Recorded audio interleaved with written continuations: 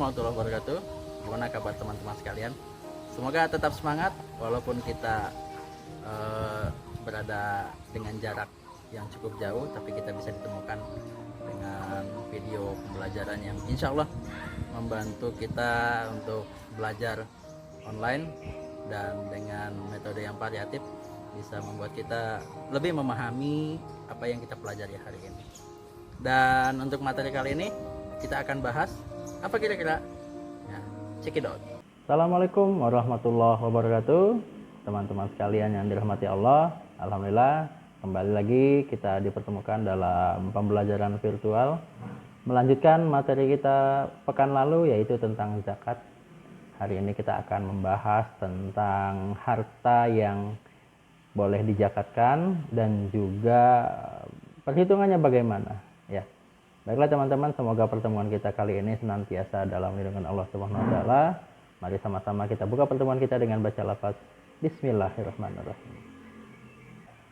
Pada pertemuan kali ini kita akan membahas tentang zakat harta. Zakat harta adalah zakat yang dibayarkan dari kepemilikan harta yang kita miliki. Atau dengan kata lain, membersihkan harta yang kita miliki. Karena dalam harta yang kita miliki terdapat rezeki orang lain. Lalu, harta apa sajakah yang dapat dizakatkan? Yang pertama adalah emas dan perak. Ya, emas dan perak. Yang kedua, hewan ternak. Yang ketiga, harta perdagangan atau perniagaan. Yang keempat, hasil pertanian atau perkebunan. Yang kelima, harta rikaz atau harta temuan atau sering kita kenal dengan istilah harta karun. Yang ketujuh, yang keenam adalah hasil laut.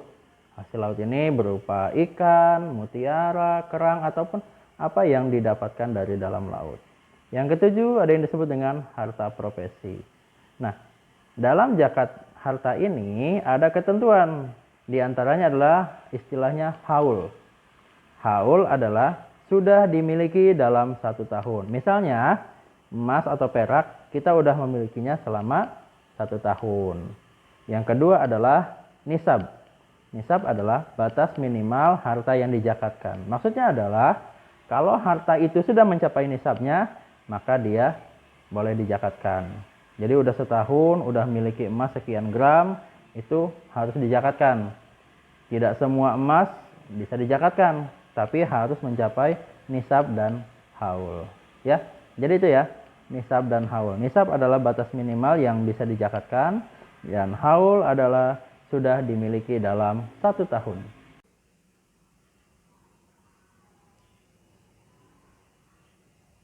Baiklah teman-teman, untuk menghitung besaran zakat harta dalam hal ini harta emas, kita akan mencoba melakukan perhitungan. Yang pertama kita ingat dulu, nisab emas adalah 85 gram.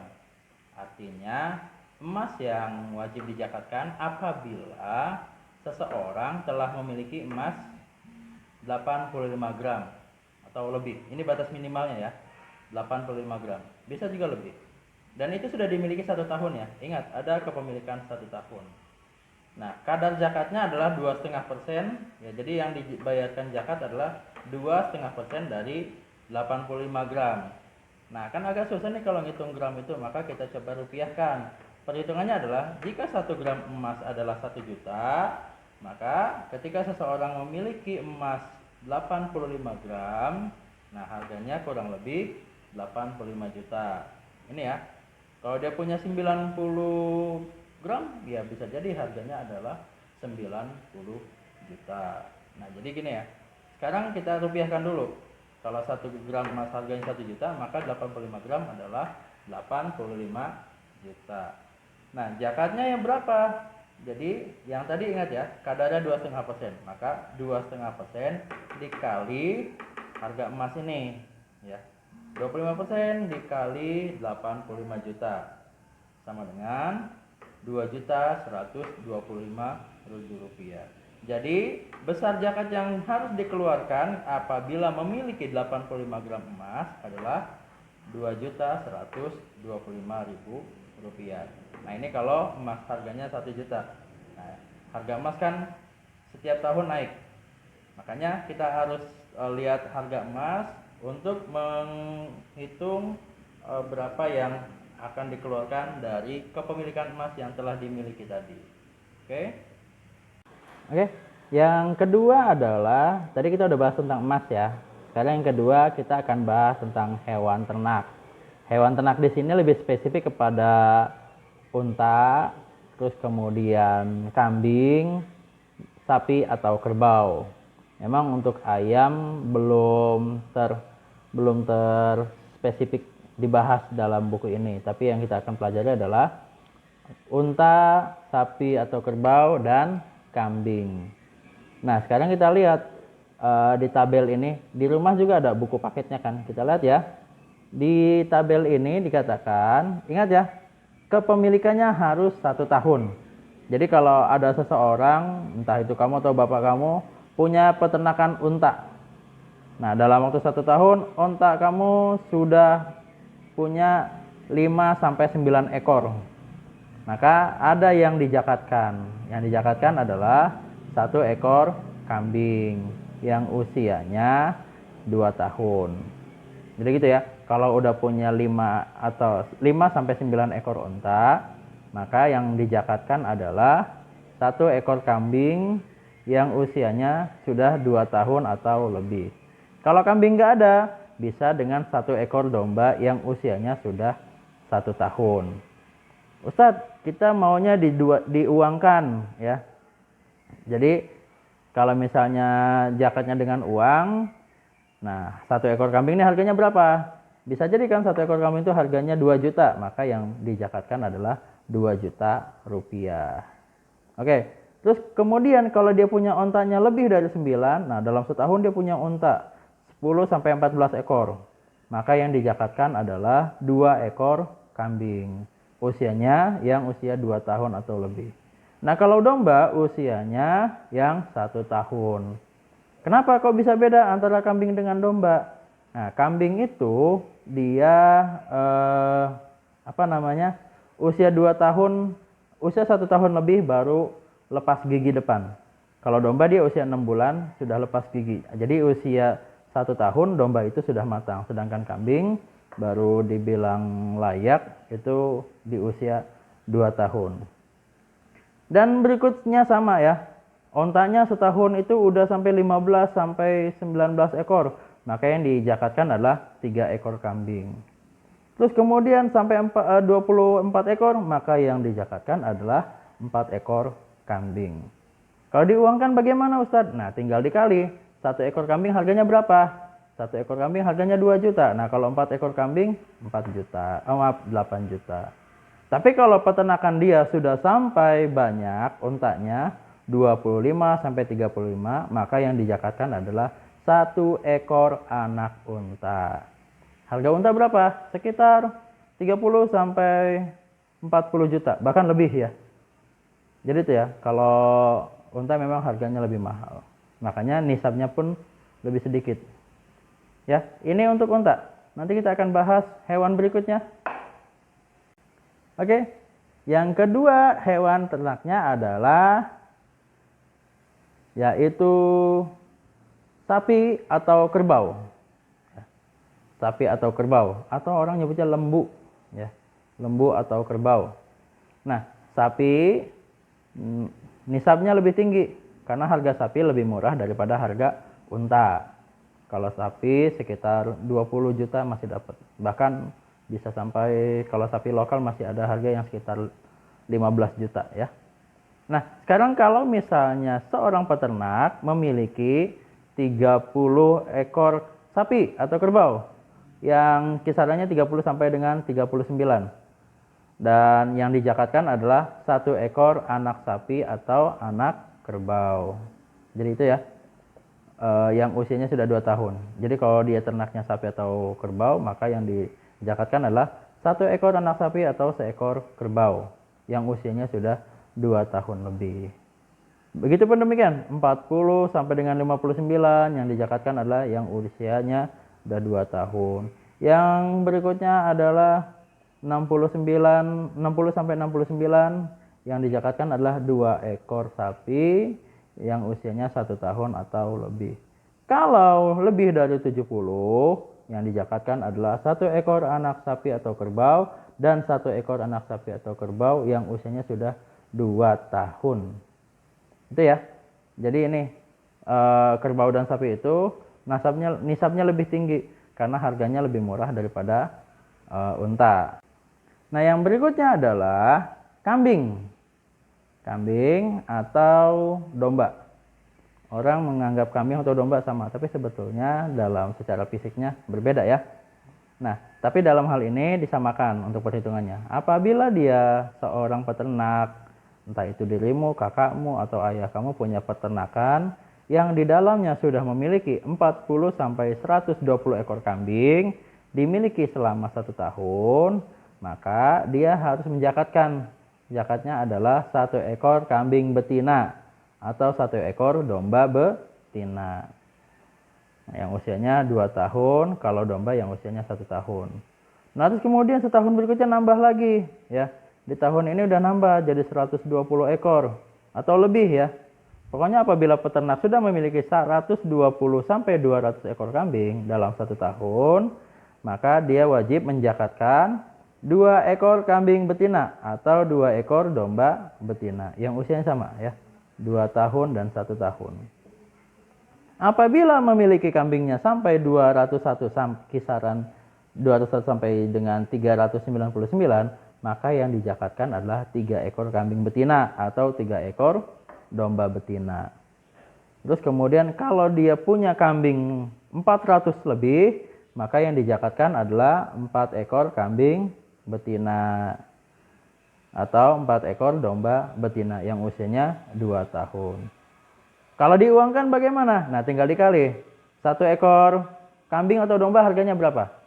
Sebutlah harganya 2 juta. Maka yang dijakatkan adalah 2 juta.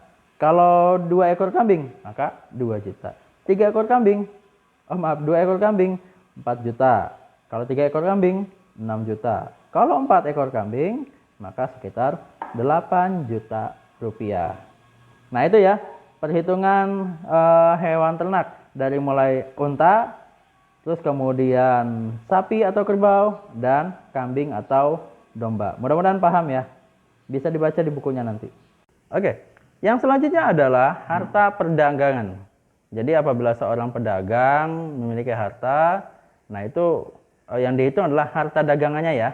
Dan harta dagangan yang milik dia, bukan yang dititipin atau bukan yang dihutang atau dia belinya belum lunas. Ini adalah harta dagangan yang dia punya. Contoh, kalau dia pedagang baju, maka stok baju yang ada di dalam toko itu dan punya dia sudah lunas, itu yang disebut dengan harta dagangan.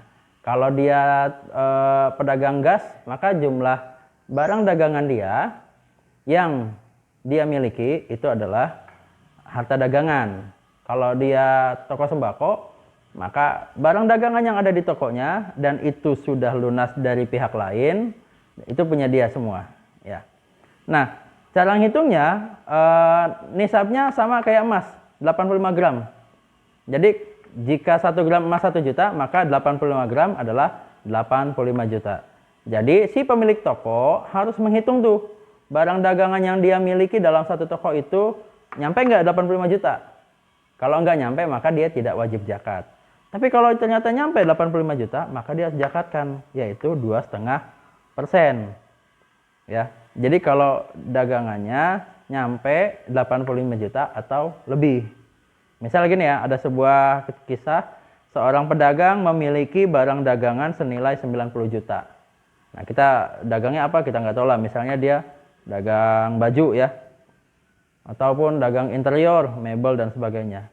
Barang dagangan yang ada di toko dia ditotalkan, dihitung semua total senilai 90 juta rupiah. Maka yang dijakatkan adalah 90 juta dikali 2,5%. Ya. Atau 2,5% dikali 90 juta. Maka besar zakat yang harus dikeluarkan adalah 2.250.000. Ingat ya, asalkan barang dagangan ini sudah dimiliki olehnya selama 1 tahun. Oke teman-teman, Yang keempat adalah zakat hasil pertanian atau perkebunan. Ingat ya, pertanian itu tidak hanya padi, tapi ada jagung, gandum, kacang, terus kemudian kacang juga macam-macam ya, ada kacang hijau, kacang tanah, kacang kedelai. Terus ada perkebunan, perkebunan itu bisa umbi-umbian, buah-buahan, kelapa sawit, ataupun pohon-pohon yang sifatnya untuk rempah-rempah atau bumbu-bumbu. Nah, itu kan perkebunan ya. Nah, bedanya dengan yang lain adalah kalau harta pertanian ini atau perkebunan tidak menunggu 1 tahun, tapi dihitungnya saat panen. Jadi haulnya saat panen, tidak menunggu pemilikan 1 tahun. Nisabnya adalah 750 kg. Jadi kalau dia panen nyampe 750 atau lebih, maka itu boleh dijakatkan. Tapi kalau nggak nyampe, cuma dapat misalnya 500 kilo, tidak usah dijakatkan. Dan kadar zakatnya pun beda-beda. Ya, kalau dia bertani pakai air hujan, maka dia harus zakatnya 10% dari hasil pertaniannya. Misal ada sebuah sawah, airnya itu pakai air hujan atau bisa juga pakai air sungai, tidak ada biaya ya. Nah, ini zakatnya 10%. Tapi kalau dia pengairannya pakai menggunakan biaya, contohnya gini, sawahnya jauh dari sumber air, sehingga dia melakukan penyedotan air dari sungai. Nah, mesin nyedotnya itu kan pakai bensin. Nah, ini disebut dengan biaya pengairan. Biaya pengairan ini mempengaruhi besar zakat yang dikeluarkan. Jadi yang dijakatkan hanya 5% dari hasil panennya. Ya, coba sekarang kita hitung ya. Misalnya nih, seorang petani panen padi 750 kg. Sedangkan kalau harga per kilonya 10.000, ya. Jadi panennya 750, harga per kilonya 10.000. Maka 750 kilo dikali 10.000. Hasil panen dikali harga jual per kilonya. Maka didapatkanlah angka 7.500.000 rupiah. Jadi kalau panennya sampai senilai 7 juta, dia jual hasil panennya dapat tuh 7.500.000, maka zakatnya, yuk kita hitung.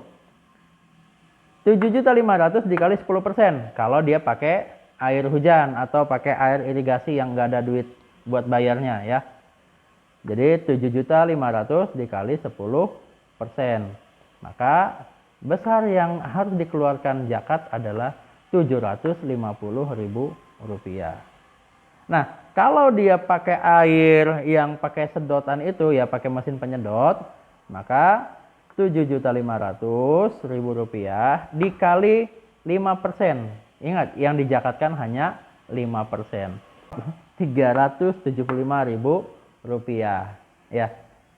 Kok bisa lebih murah, Ustaz? Nah, karena dia harus ada biaya kan. Beli bensinnya untuk mesin penyedot airnya. Kalau dia tidak punya mesinnya, sewa mesinnya, ya. Jadi biaya yang dikeluarkan mempengaruhi besar zakat yang dikeluarkan. Sampai sini ya, oke? Ya, yang berikutnya adalah harta rikas atau temuan atau harta karun. Jadi harta karun ini kalau ngitung zakatnya tadi ya nggak usah nunggu 1 tahun. Dan tidak juga ada nisabnya, yaitu ketika ditemukan langsung dihitung. Contohnya gini, di suatu ketika kamu menemukan harta karun entah itu emas, perak, tembaga, baja, besi ataupun aluminium ya, namanya juga barang temuan kan, entah di dalam laut atau di dalam tanah. Terus ketika kamu jual harta temuan itu senilai 2 juta rupiah. Maka besarnya adalah 20% yang dijakatkan dari nilai barang tersebut. Sebutlah kamu nemu harta karun, begitu dijual, diuangkan senilai 2 juta rupiah. Dikalilah 20%. Ya. Maka barang zakat itu, barang temuan itu, ada yang harus kamu zakatkan sebesar 200.000 rupiah. Dari ini ya. Kalau harganya 2 juta. Kalau harganya 20 juta, bisa kamu hitung lagi. Dikali 20%. Kalau total harganya 80 juta, bisa dihitung lagi dikali 20%. Dan seterusnya. Pokoknya unsur pengalinya, kadar zakatnya adalah 20%. Oke, ngerti kan? Ya, Harta yang dijakatkan selain yang tadi adalah berikutnya hasil laut. Hasil laut itu macam-macam ya, tidak hanya ikan, tapi ada mutiara, kerang, terus kemudian kayak hasil-hasil dalam laut ya. Nah, di sini nisabnya senilai dengan perak, itu nisabnya ya. Tapi kalau haulnya tidak nunggu 1 tahun, yaitu dihitung saat mengangkat atau sama kayak hasil kebun pertanian, yaitu saat panen. Hanya saja di sini nilainya setingkat dengan perak, yaitu 595 gram. Nah, perak ngitungnya gimana? Coba sekarang kita lihat ya. Misal atau jika 1 gram perak seharga 10.000, maka kalau 595 gram, maka dirupiahkan sebesar 5.950.000 rupiah.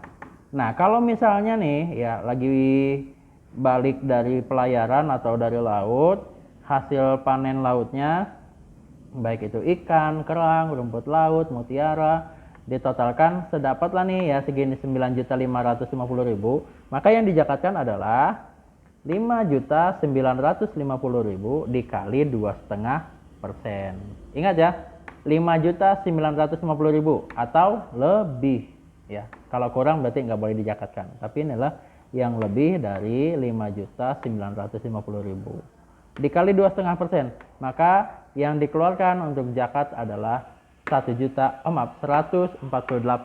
rupiah. Mudah kan ya?